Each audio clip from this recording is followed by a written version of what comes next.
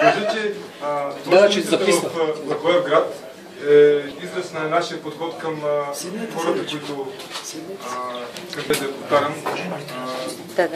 Ние сме партия на хората, които искат промяна в България. Хора, които са останали и искат да се развиват, да градат дом, семейство, поколение, свързват бъдещето с България. Хора, които са утвърдени в своите професии.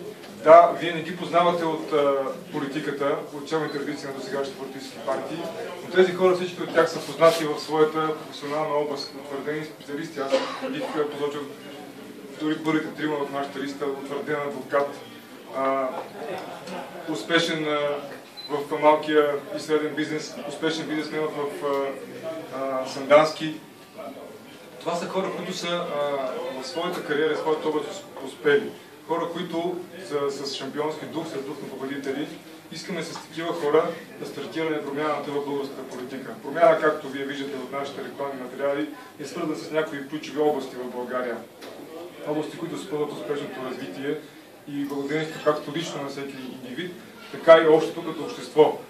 Търсим промяна в съдебната система, в образователната система, в системата на здравеопазването. И спрямо тези наши приоритети сме избрали и сме привлекли като съмишленици в нашите кандидатски листи голям брой юристи, голям брой лекари, утвърдени, познати, известни, с добър опит и известни в своите населени места, в своите области. Голям брой учители, както и специалисти, както в висшето образование, така и в средното образование.